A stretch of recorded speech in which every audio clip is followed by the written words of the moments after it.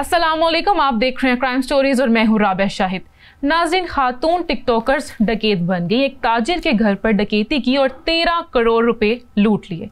क्या मामलात हैं, आइए जानते हैं। हमारे साथ स्टूडियो में मौजूद हैं समा डिजिटल के नुमाइंदे आमिर मजीद साहब। अस्सलामुअलैकुम आमिर साहब। Welcome to crime stories. बहुत शुक्रिया आमिर साहब, ये क्या वाकया है? ये टिकटॉकर्स ने कहाँ डकैती की है? ये कराची का इलाका है और PCHS ब्लॉक 2 जी में वाकई एक घर है जहाँ पर ये वारदात हुई है। कार शोरूम ओनर हैं, उनका शोरूम है खालिद बिन वलीद रोड पर जी। उनके घर पर डकैती की है और 13 करोड़ रुपए, लैपटॉप्स और मोबाइल फ़ोन्स, जी, इसके अलावा गूगल पिक्स, ये सब लेकर फरार हो गई हैं। अच्छा, ये डकैती का ऐसा वाकया है जिसमें लूटने वाला और लुटने वाला दोनों एक दूसरे को जानते हैं। अच्छा। मुकदमा इल्ज़ाम नंबर 678/25 थाना फिरोजाबाद है, उसमें दर्ज है। इसमें मुद्दई हैं मोहम्मद सालिक जो कि ताजिर हैं और इन्हीं के घर पर जो है वो डकैती हुई है। हुआ कुछ यूँ है कि सालिक रात को 3:30 बजे, अच्छा ये बता रहे हैं 25 और 26 जून की दरमियानी शब का ये वाकया है, अपने घर पर आते हैं 3:30 बजे। CCTV फुटेज हमें इसकी मौसूल होगी जिसमें देखा जा सकता है कि मोहम्मद सालिक घर के बाहर आकर रुके हैं।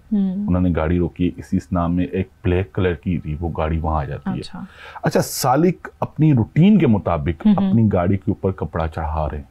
अच्छा, गाड़ी में सवार जो लोग हैं वो थोड़ा दूर खड़े हैं, 10 से 15 फुट, वो गाड़ी से नीचे नहीं उतर रहे, गाड़ी की लाइटें जल रही हैं। अच्छा, वो इंतजार कर रहे हैं, वो किस चीज़ का इंतजार कर रहे हैं कि ये गाड़ी पर कपड़ा चढ़ा लें, ठीक है। उसके बाद जैसे ही ये बेल पर हाथ रखेंगे और घर से कोई आएगा या दरवाज़ा खोला जाएगा तो हम इनके साथ चले जाएंगे। ऐसा ही हुआ। सालिक ने गाड़ी खड़ी की, जैसे ही अपने घर की बेल बजाई और बताया कि वो आ गए हैं। इसी स्नाम में बुरके में 2 खवातीन और 2 मर्द हजरात, जिनमें से एक शख्स ने एक सरकारी इदारा है जिसे फेडरल इन्वेस्टिगेशन एजेंसी कहते हैं, उससे कुछ मिलता जुलता यूनिफॉर्म पहना हुआ था और FIA का मोनोग्राम भी लगा हुआ था उसके ऊपर। अब जैसे ही वो साली के पास आए और साली को कहा कि दरवाज़ा खोलें और हमें आपकी तलाशी लेनी है। अब ऐसा कुछ है कि ये जो शोरूम ओनर होते हैं, इनकी FIA से, इनकी पुलिस से, एक्साइज एंड टैक्सेशन से इनकी बहुत कम्युनिकेशन होती है, क्योंकि गाड़ियाँ होती हैं, बाज़ दफ़ा ये होता है कि इंजन चेंज होता है या चेसिस नंबर पंच होता है या नॉन कस्टम गाड़ियाँ होती हैं, तो कानून नाफिज करने वाले इदारों से इनकी अलैक सलैक रहती है। तो जैसे ही FIA की वर्दी में मलबूस शख्स को देखा सालिक ने, तो वो शायद ये समझा कि ये कोई कानून नाफिज करने वाले इदारों ने रेड की है, इनको कोई इंफॉर्मेशन है, ठीक है। तो वो बड़ा रिलैक्स रहा, कैजुअल, नॉर्मल है। लेकिन पहले जो है ना, मैं जिस आपको बताऊं, पहले वो 2 खवातीन बुरका पोश नहीं गई, पहले वो वर्दी में मलबूस शख्स और इसके साथ एक और बंदा जो है वो सालिक के पास गया, ठीक है।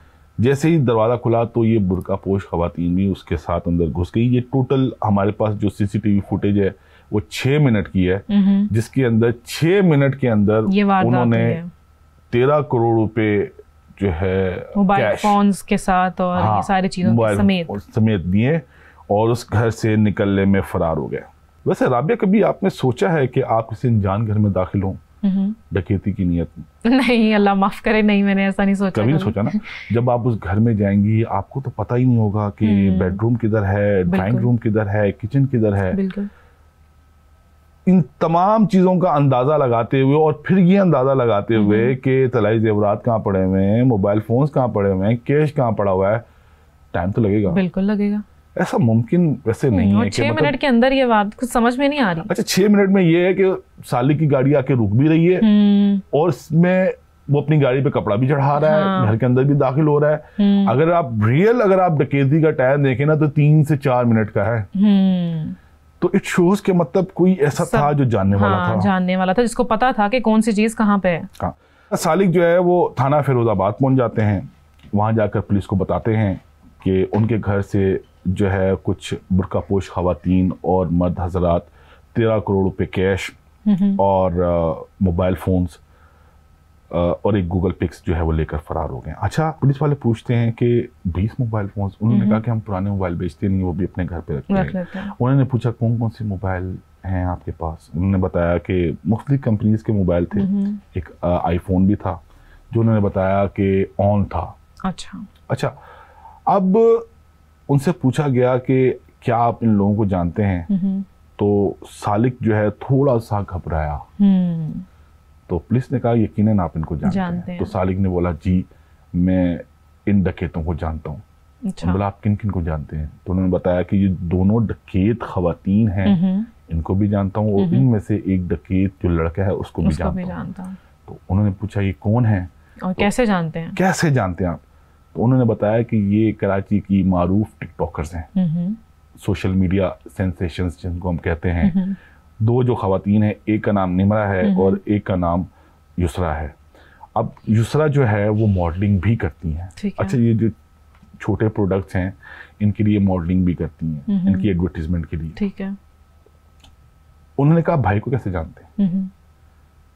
तो उन्होंने कहा कि मैं पूरी फैमिली को जानता हूँ।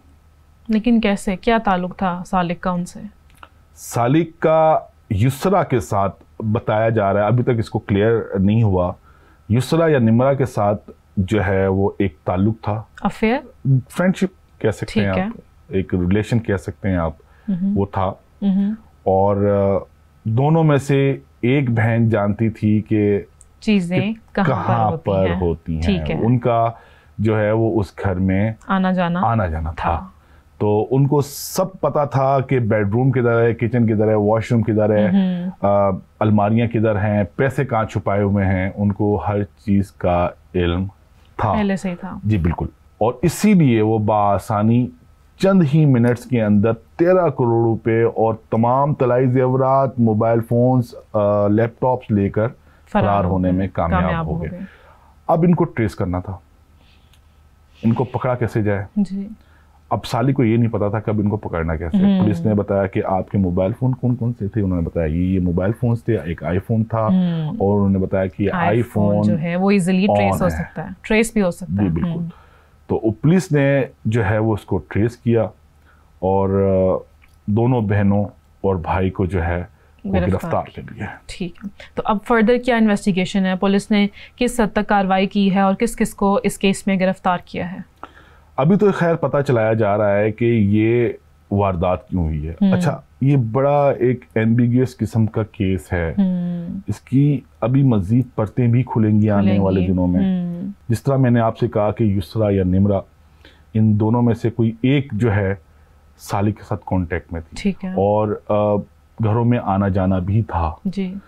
तो अब ये पता लगाना है कि ये जो 13 करोड़ रुपए लूटे गए हैं, ये जो डकैती की गई है, इसके पीछे मकसद क्या था?